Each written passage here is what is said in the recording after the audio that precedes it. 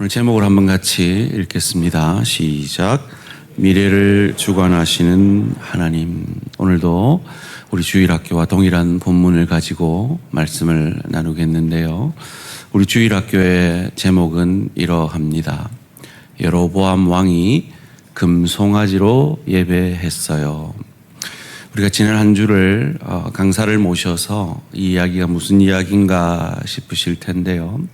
솔로몬 왕의 아들 르호보암 때 르호보암이 하나님의 음성을 듣기보다 젊은 이들의 말을 듣고 더 과중한 세금을 백성들에게 매김으로 이 유다 지파와 베냐민 지파는 남유다로, 나머지 10지파는 북이스라엘로 나누어지고 그 북이스라엘의 여로보암 왕이라는 왕이 하나님의 뜻 가운데 세워집니다.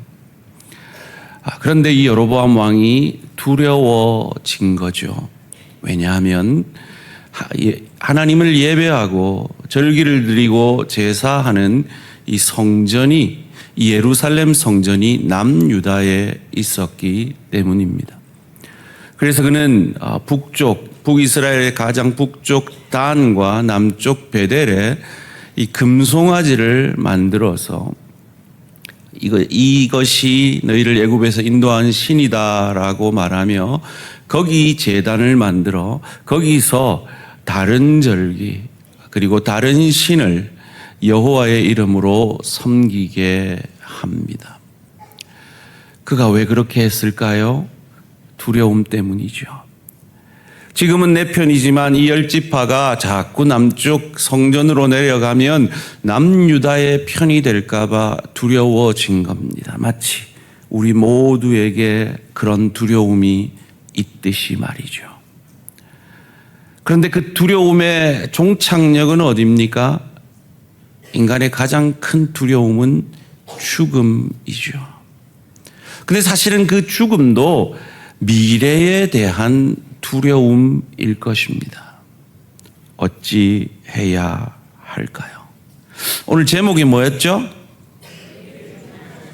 미래를 주관하시는 하나님을 믿어야 합니다. 도대체 미래를 주관하시는 하나님은 어떤 하나님이기에 우리가 믿을 만한 하나님일까요?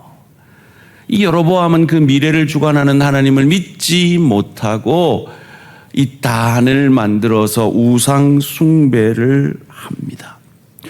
그런데 그들이 부른 것이 하나님의 이름인데 왜 그것을 우상 숭배라 여기고 굳이 하나님은 예루살렘 성전에서만 예배하라 하시고 그 제사와 그 절기만 인정하시고 연락하시는 걸까요?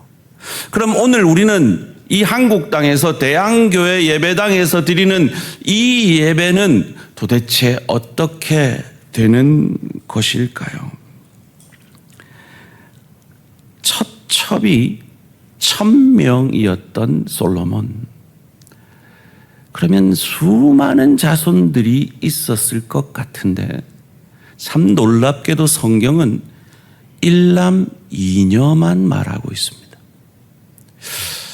하나님이 태를 막으셨을 수도 있고 다 기록하지 않았을 수도 있고 어쩌면 이방 신을 섬기던 그들의 처첩이 그 자녀를 신의 제사로 바쳤을지도 모릅니다. 중요한 것은 많다고 다 좋은 게 아니라는 겁니다. 소원합니다. 우리 대한교회가 이 전을 가득 메우는 그런 부흥이 있기를 주님의 이름으로 축원합니다. 그런데 그보다 더 중요한 게 있다는 거예요. 어떻게 믿느냐는 거예요. 어떤 마음으로 믿느냐 하는 것입니다. 이 남유다의 르호보암이 하나님의 말을 듣지 않았듯이 이 북이스라엘의 여로보암 왕도 하나님이 세운 왕인데 그래서 제2의 모세가 될 수 있었는데 이 미래를 주관하는 하나님을 믿지 못하고 그 두려움 가운데 은혜 가운데 세워졌음에도 그 은혜대로 살지 못해 망한 왕으로 우리에게 기록되고 있습니다. 하나님이 기회를 주시는 장면이 오늘 본문의 장면입니다. 하나님의 사람을 남유다에서 그 북이스라엘의 베델의 그 우상 숭배하는 단으로 보내시는 장면이 오늘 본문 1절 말씀입니다. 보라, 그때 하나님의 사람이 여호와의 말씀으로 말미암아 유다에서부터 베델에 이르니 마침 여로보암이 제단 곁에 서서 분향하는지라. 여로보암이 제단에서 분향할 때 하나님이 하나님의 사람에게 주목하게 합니다. 보라! 그리고 여호와께서 이 사람을 보내셨다라고 말씀하십니다. 왜? 북이스라엘에는 하나님의 사람이 없어서 남유다로 보내셨을까요? 북이스라엘의 하나님의 사람은 이미 성전을 향해 나아갔기 때문입니다. 역대하 11장 16절 말씀입니다. 이스라엘 모든 지파 중에 마음을 굳게 하여 이스라엘의 하나님 여호와를 찾는 자들이 레위 사람들을 따라 예루살렘에 이르러 그들의 조상들의 하나님 여호와께 제사하고자 한지라. 다시 한번 여쭙니다. 왜 하나님은 북이스라엘의 베델과 단에 있는 그 제단에서 드리는 그 제사는 기뻐 아니하시고 예루살렘 성전에서 드리는 그 제사만 기뻐하시고 연락하셨을까요? 이 북이스라엘에도 하나님이 과거에 쓰셨던 하나님의 사람이 있었습니다. 슬프게도 그의 이름은 늙은 선지자라고 성경은 기록하고 있습니다.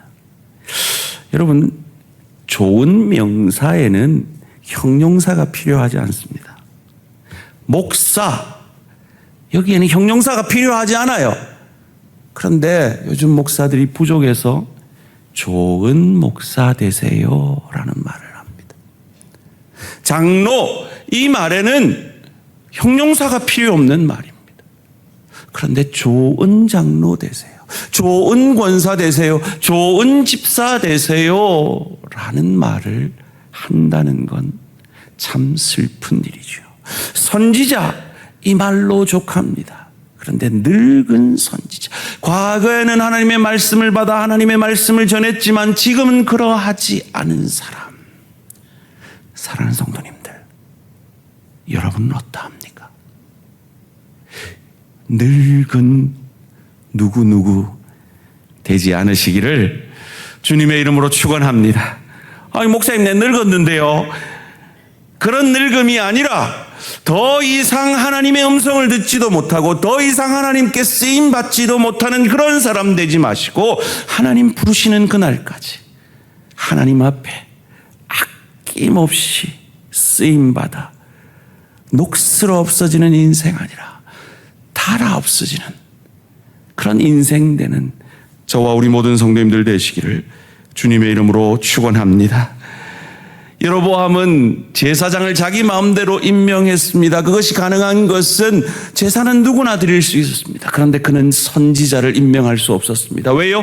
선지자는 하나님으로부터 말씀을 받아야 선지자가 될 수 있었기 때문입니다. 그래서 하나님이 남유다에서 하나님의 사람을 보냅니다. 그가 뭐라 말합니까? 오늘 본문 2절 말씀 함께 읽습니다. 시작. 여호와의 말씀으로 외쳐 이르되 제단아 제단아 여호와께서 이와 같이 말씀하시기를 다윗의 집에 요시야라 이름하는 아들을 낳으리니 그가 내 위에 분향하는 산당 제사장을 내 위에서 제물로 바칠 것이요 또 사람의 뼈를 내 위에서 사르리라 하셨느니라 하고. 여러분, 이게 무슨 뜻인지 잘 이해가 안 되셔서 모르겠지만 일단 놀라는 표정 한번 주십시다. 우와, 이럴 수가. 300년 뒤에 일어날 사건을 이 하나님의 사람이 예언하고 있습니다. 이 요시야 왕은 다윗의 자손 가운데 300년 뒤에 태어날 왕입니다. 그런데 재밌죠? 이 하나님의 사람이 그 제단에서 제사 드리고 있는 여로보암에게 말하지 않습니다. 제단을 향하여 말하고 있습니다. 사랑하는 성도님들, 오늘날 제단은 어딜까요? 아마 이 강단일 것입니다. 이 강단에서 하나님의 말씀이 바로 선포되지 않으면 하나님이 이 강단을 향하여 말씀하실 겁니다. 우리 이 강단을 지키고 있는 교역자들이 하나님의 말씀을 하나님의 말씀대로 바로 전할 수 있도록 기도해 주시기를 주님의 이름으로 축원합니다. 이 놀라운 300년 뒤의 사건, 그리 놀랍지 않죠. 성경은 이런 것을 많이 기록하고 있기 때문입니다. 아브라함에게 그의 자손들이 애굽으로 종살이 되어서 그 애굽에 제가 관영한 400년 뒤에 그들을 구원하시리라라고 약속하신 하나님이 미래를 주관하시는 우리가 믿는 하나님이기 때문입니다. 그런데 참 놀라운 건요, 이 금송아지 만들어 우상 숭배하는데 하나님께서 300년을 참으셨다는 거예요. 하나님께서 그 300년이 인내의 한계점이었던 거죠. 여러분, 저와 여러분이 하나님의 뜻인 줄 알면서도 외면하고 있는 거기에도 하나님의 인내의 임계점이 있습니다. 그 안에 돌이킬 수 있는 저와 우리 모든 성도님들 되시기를 주님의 이름으로 축원합니다. 왜요? 하나님이 하신 약속은 반드시 이루어지기 때문입니다. 어떻게 이루어졌을까요? 300년 뒤 열왕기하 23장 16절에서 20절을 통해 이렇게 이루어집니다. 요시야가 몸을 돌이켜 산에 있는 무덤들을 보고 보내어 그 무덤에서 해골을 가져다가 제단 위에서 불살라 그 제단을 더럽게 하니라. 이 일을 하나님의 사람이 전하였더니 그 전한 여호와의 말씀대로 되었더라. 요시야가 이르되 내게 보이는 저것은 무슨 비석이냐 하니 성읍 사람들이 그에게 말하되 왕께서 베델의 제단에 대하여 행하신 이 일을 전하러 유대에서 왔던 하나님의 사람의 묘실이니이다 하니라. 이르되 그대로 두고 그의 뼈를 옮기지 말라 하며 무리가 그의 뼈와 사마리아에서 온 선지자의 뼈는 그대로 두었더라. 지금부터가 오늘 본문과 같습니다. 전에 이스라엘 여러 왕이 각 사마리아 각 성읍에 지어서 여호와를 경노하게 하는 산당을 요시야가 다 제거하되 베델에 상한 모든 일대로 행하고 또 거기 있는 산당의 제사장들을 다 제단 위에서 죽이고 사람의 해골을 제단 위에서 불사르고 예루살렘으로 돌아왔더라. 아멘. 미래를 주관하시는 하나님이 이 하나님의 사람의 예언을 300년 뒤에 정확하게 이루십니다. 또한 이스라엘 백성들이 바벨론 포로 잡혀가서 다시 70년 만에 귀환하는데 그 일을 이사야가 바사라는 나라가 세워지기도 전에 페르시아, 지금으로 말하면 그 이란이라는 나라가 세워지기도 전에 고레스가 태어나기 150년 전에 이사야 선지자가 이렇게 예언합니다. 이사야 44장 28절에서 25장 1절입니다. 고레스에 대하여는 이르기를 내 목자라 그가 나의 모든 기쁨을 성취하리라 하며 예루살렘에 대하여는 이르기를 중건되리라 하며 성전에 대하여는 내 기초가 놓여지리라 하는 자니라. 여호와께서 그의 기름 부음을 받은 고레스에게 이같이 말씀하시되 내가 그의 오른손을 붙들고 그 앞에 열국을 항복하게 하며 내가 왕들의 허리를 풀어 그 앞에 문들을 열고 성문들이 닫히지 못하게 하리라. 놀랍지 않습니까? 미래를 주관하시는 하나님이 이사야를 통하여서 150년 전에 태어나고 그 150년 뒤에 바사라는 나라를 세울 그 왕에 대해서 예언하고 있는 겁니다. 이것이 얼마나 놀라운 예언이냐 하면요, 이것이 안 믿어지는 사람들이 있어요. 여러분, 이사야를 통해 하나님께서 고레스를 보내실 것을 예언하셨음을 믿으십니까? 여러분은 믿는데 신학자들은 못 믿어가지고 만든 이론이 제2 이사야, 제3 이사야가 있었을 것이다 라고 자유주의 신학자들이 주장합니다. 이 150년 전의 예언은 어떻게 무너졌을까요? 에스라 1장 1절에서 3절 말씀입니다. 바사왕 고레스 원년에 여호와께서 예레미야의 입을 통하여 하신 말씀을 이루게 하시려고 바사왕 고레스의 마음을 감동시키심이 그가 온 나라에 공포도 하고 조서도 내려 이르되 바사왕 고레스는 말하노니 하늘의 하나님 여호와께서 세상 모든 나라를 내게 주셨고 나에게 명령하사 유다 예루살렘에 성전을 건축하라 하셨나니 이스라엘의 하나님은 참신이시라. 너희 중에 그의 백성된 자는 다 유다 예루살렘으로 올라가서 이스라엘의 하나님 여호와의 성전을 건축하라. 그는 예루살렘에 계신 하나님이시니라.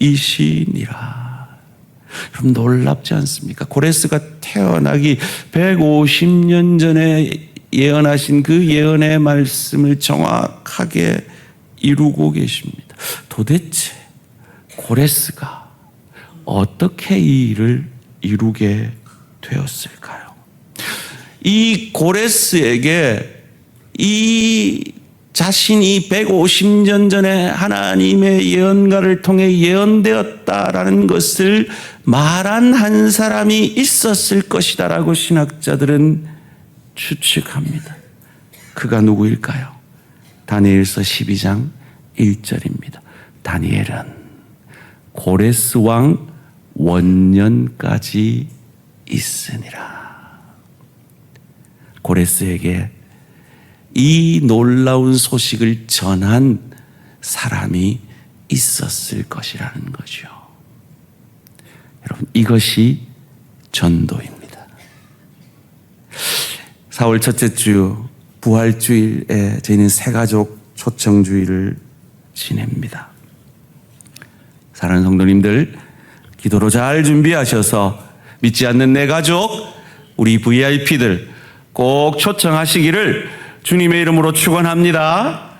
여러분 지금 좀 마음속으로 목사님 그날 하루 온다고 그 사람이 믿을까요? 그럼 무슨 일이 일어나겠습니까?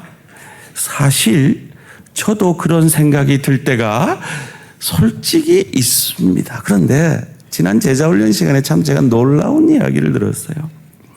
몇 년 전에 참 믿지 않는 아버님을 초청한 우리 교회 집사님이 계세요. 저쯤에 앉아 계셨던 걸로 제가 기억이 됩니다.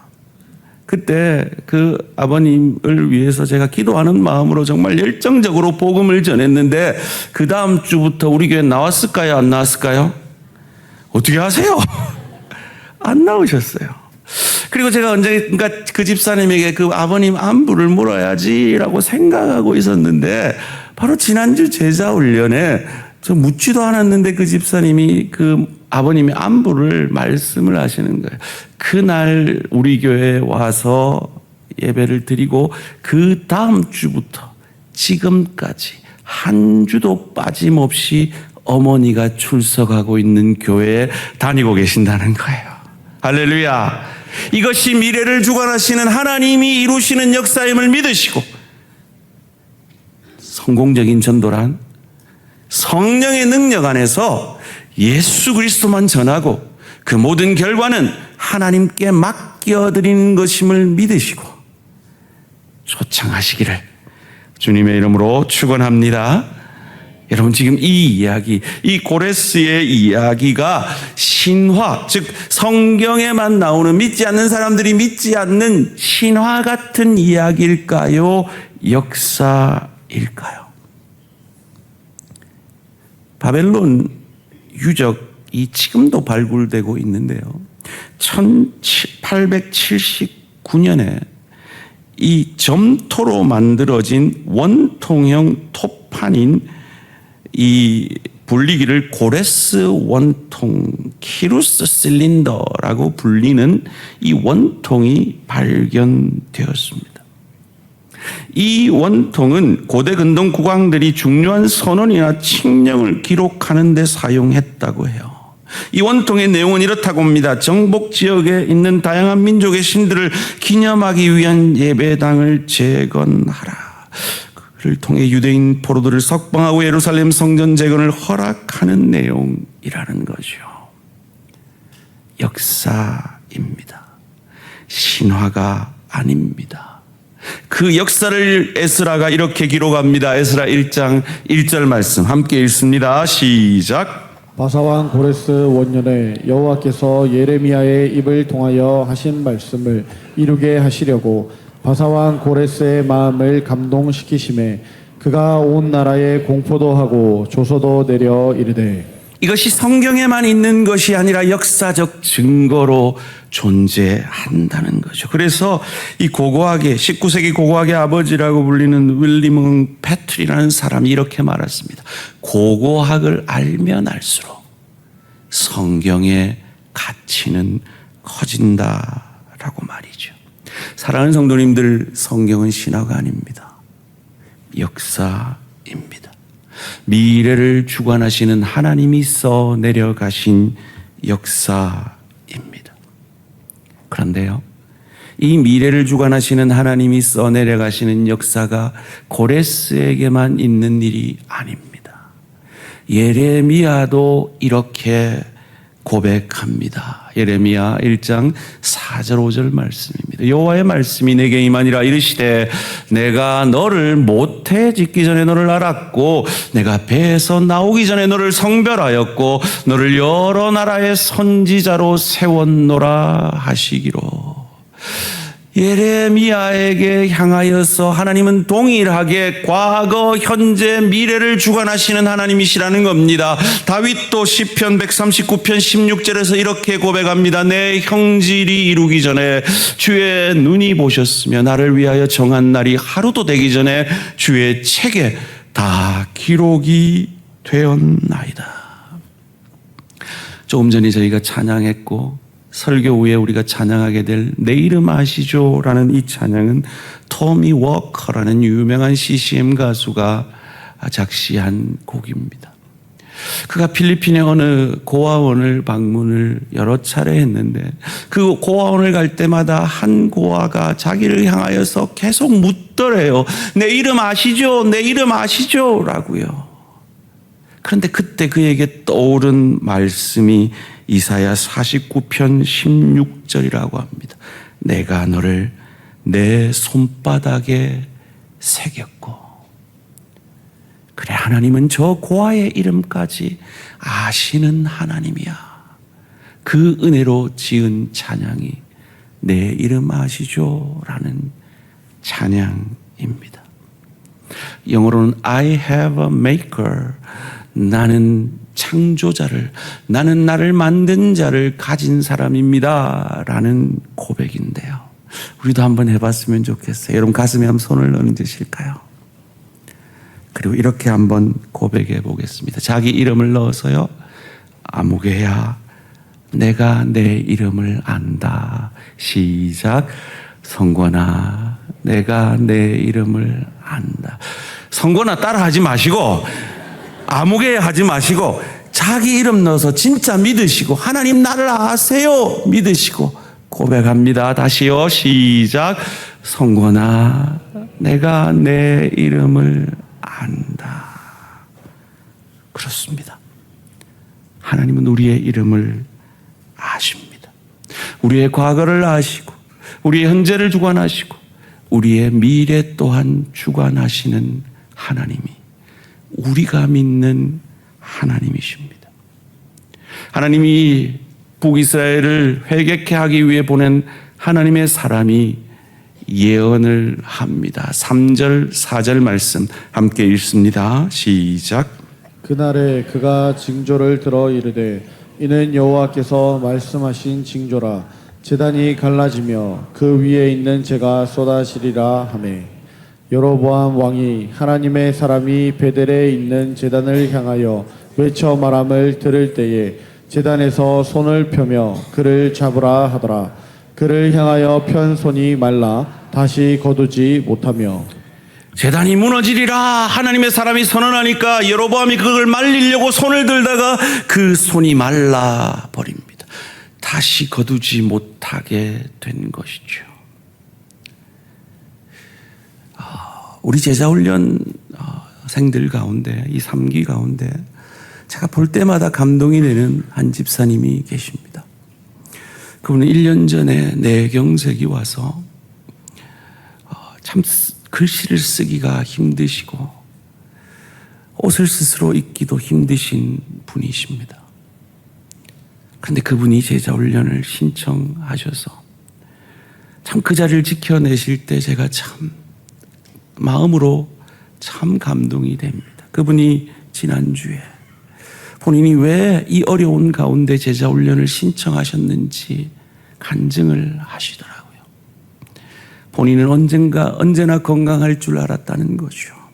그런데 1년 전에 내 팔을 내가 스스로 움직이지 못하는 그때가 오니 내게 그날이 온다는 것을 깨달은 거예요. 그래서 하나님이 많이 회복해 주셨을 때 한 번도 한 적이 없는 성경 공부에 겸손히 참여를 하셨다라는 말에 제가 마음으로 많이 울었습니다. 사랑하는 성도님들, 여러분 손이 언제라도 다 움직여질 것 같습니까? 아니요. 내 손 하나 깜짝하지 못하는 날이 옵니다. 여러분이 가진 재산이 여러분 마음대로 쓸 수 있을 것 같습니까? 지금 요양병원에 있는 우리 권사님, 도우시는 우리 전도사님이 그 카드 하나 유효가 만료되니까 그 돈 쓰지도 못하고 그 어려운 분을 은행까지 모시고 가지 않으면 그 돈 쓰지 못한대요. 그런 날이 옵니다. 여러분이 주신 은사 더 이상 쓸 수 없는 날이 올 것입니다. 여러분이 주어진 그 시간이 넉넉하다고요? 아니요. 그 시간의 끝이 옵니다. 어찌하시겠습니까? 하나님의 뜻을 막아 쓰는 데 쓰시겠습니까? 아니면 하나님의 뜻을 이루는 데 쓰시겠습니까? 300년 뒤에 일어날 그 일이 반드시 일어날 것임을 알게 하시려 하나님은 그 제단을 무너뜨리십니다. 5절 6절 말씀 함께 한 목소리로 읽습니다. 시작. 하나님의 사람이 여호와의 말씀으로 보인 징조대로 제단이 갈라지며 제가 제단에서 쏟아진지라. 왕이 하나님의 사람에게 말하여 이르되 청하건대 너는 나를 위하여 내 하나님 여호와께 은혜를 구하여 내 손이 다시 성하게 기도하라. 하나님의 사람이 여호와께 은혜를 구하니 왕의 손이 다시 성하도록 전과 같이 되니라. 왜 제단이 무너지라 하고 그것을 실제로 무너뜨렸을까요? 하나님이 미래를 주관하시는 하나님이 하신다면 반드시 된다는 겁니다. 그런데 왜 이 죄 많은 이 여로보암 왕을 고쳐주실까요? 하나님이 말씀하신 대로 된다는 것을 보고 회개하라는 것이죠. 그런데 그는 회개하지 않습니다. 왜요? 오늘 본문 6절이 가르쳐 줍니다. 너는 나를 위하여 내 하나님, 너의 하나님 여호와께 은혜를 구하라. 하나님이 그의 하나님이 아니었기 때문에 미래를 주관하시는 하나님이 그의 편이 될 수 없었던 것입니다. 사랑하는 대학원 가족 여러분, 혹 이 자리에 아직 나의 하나님이 되지 못하신 분 계십니까? 바로 이 시간 우리를 사랑하셔서 그의 아들을 아끼지 아니하고 나를 구원하시기 위해 나의 하나님이 되기 위해 그 아들을 내어주시고 십자가에서 죽게 하시고 사흘 만에 부활하셔서 그를 믿는 그에게 나의 하나님이 되어주심을 믿으시기를, 그래서 미래를 주관하시는 하나님이 여러분의 미래도 주관하게 하시기를 주님의 이름으로 축원합니다.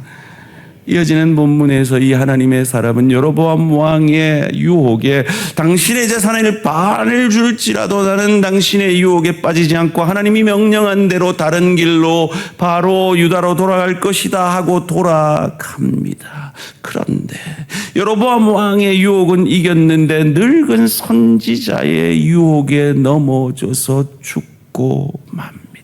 누구한테나 있을 수 있는 일입니다. 이 늙은 선지자는 여러분에게 누굴까요? 이 배우 신현준이라는 분이 간증을 하는데 제가 쇼츠를 봤는데요. 자기가 잘 믿으려고 했을 때 외부에 믿지 않는 사람들의 유혹은 잘 이긴대요. 그런데 어느 날 이 영화 연예계 일을 하니까 이 술자리가 많겠죠.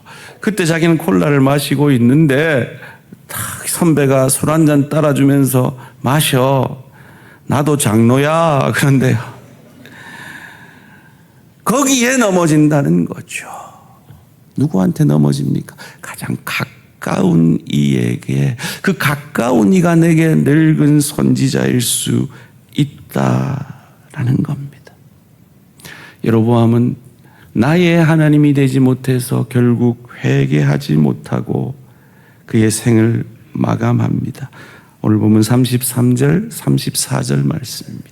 여로보암이 이 일 후에도 그의 악한 길에서 떠나 돌이키지 아니하고 다시 일반 백성을 산당의 제사장으로 삼되 누구든지 자원하면 그 사람을 산당의 제사장으로 삼았으므로 이 일이 여로보암 집의 죄가 되어 그 집이 땅 위에서 끊어져 멸망하게 되니라.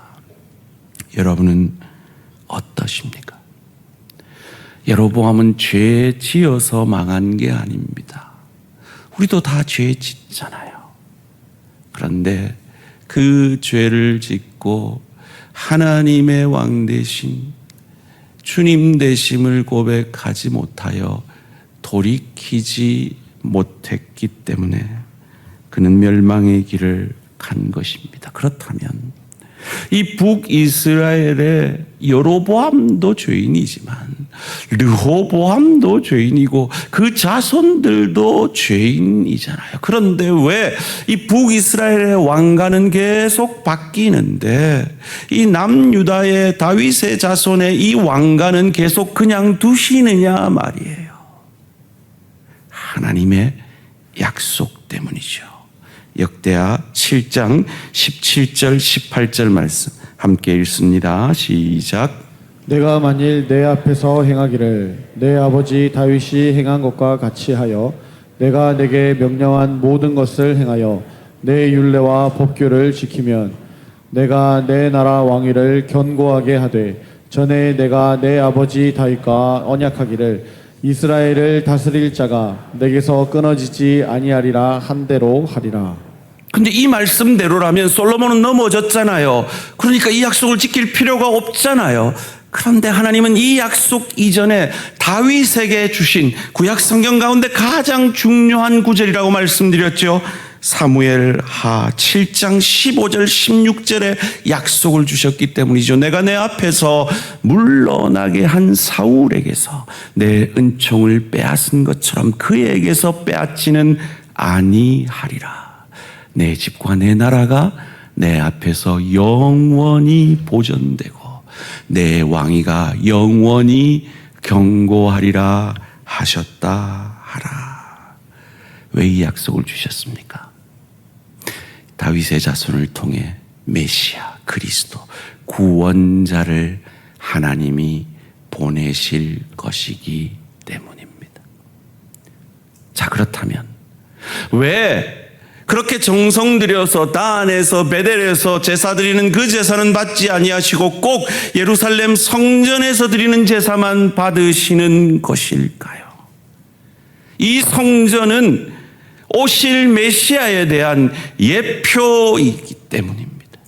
이 성전은 그림자요, 이 성전의 실체가 이 땅에 오실 것이기 때문입니다. 그래서 그들은 예루살렘 성전에서 예배 드릴 때마다, 제사 드릴 때마다, 절기를 지킬 때마다 이 절기를 완성하시고 제사를 완성하시고 안식일을 완성하시고 율법을 완성하실 메시아 그리스도를, 그 그림자를 바라봄으로 그 메시아를 믿는 믿음으로 구원받을 수 있기 때문입니다. 그 성전의 실체가 누구십니까? 요한복음 2장 19절 말씀입니다. 예수께서 대답하여 이르시되 너희가 이 성전을 헐라 내가 사흘 동안에 일으키리라. 성전 대신 자신의 무너짐과 사흘 만에 자신이 부활하셔서 예수를 믿는 우리를 성전으로 세우실 것을 약속하시고 내가 안식일의 주인이다 하신 그 약속의 말씀을 믿고 우린 더 이상 안식일에 제사 드리지 않습니다. 왜요? 안식일에 예배 드리지 않습니다. 왜요? 율법은 완성되었기 때문입니다. 그 율법을 완성하신 예수의 부활의 날에 이 주일에 우리는 예배를 드림으로 바로 이 예수가 이 율법을 온전히 완성하신 메시아 그리스도 구원자이시며 그것이 우리의 신실함 때문이 아니라 하나님의 약속의 신실함 때문임을 믿으시기를 주님의 이름으로 축원합니다. 그것을 잘 보여준 것이 유월절이죠.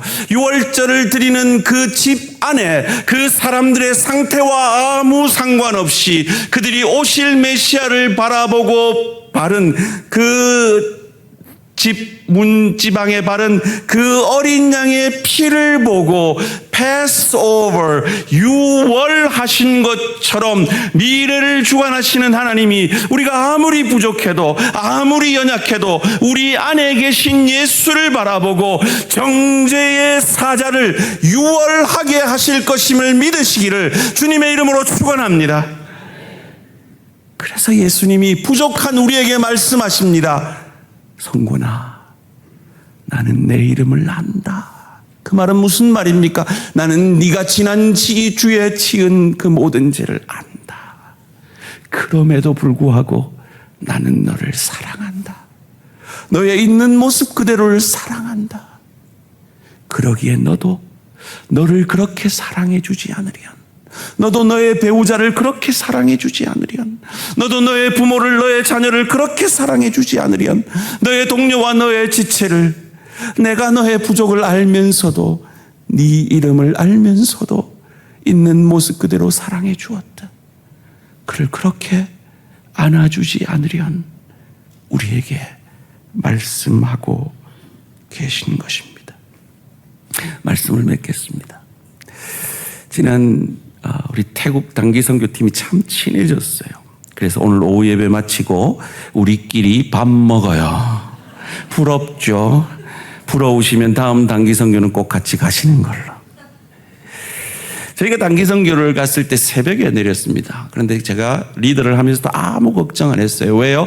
우리 권사님, 우리 집사님 동생분이 태국에서 가이드를 하고 계세요. 그 팀한테 맡겼기 때문에 그 팀이 새벽에 나와서 우리를 다 태워서 공항에서 다 호텔로 인도하고 교회로 인도해 주었기 때문입니다.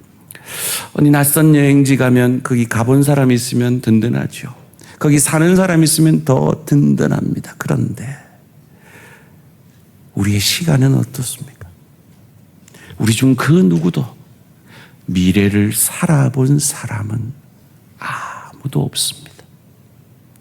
그런데 우리에게 미래를 살아본 분이 한 분 계십니다.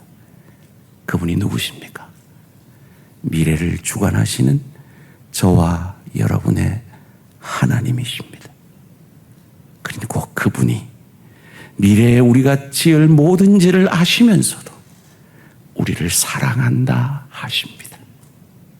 그 하나님의 사랑을 우리가 믿고 감사한다면 그 미래를, 우리를 구원하신 그 예수님을 더 닮고 싶어질 것입니다. 그것이 예수의 제자됨이고 그것이 온전한 자로까지 자라가는 것이고 그 모든 역사를 이루는 교회 되기 원하는 것이 성령 충만하여서 제자 훈련이 문화가 되어지는 교회가 되어지기를 원하시는 겁니다. 미래를 주관하시는 하나님이 우리에게 약속하십니다. 내가 세상 끝날까지 너희와 항상 함께 있으리라. 세상 사람들은 죽음을 두려워합니다. 더 이상 우리는 그 죽음을 두려워하지 않습니다. 세상 사람들은 이 세상의 환난을 두려워합니다. 그런데 우리의 미래를 주관하시는 하나님이 내 편이시기에 우리는 그 시간을 깊이의 축복으로 여기며 감당해내고 감사함으로 그 시간을 통해 그리스도 예수의 형상까지 자라갑니다. 이 얼마나 놀라운 축복입니까?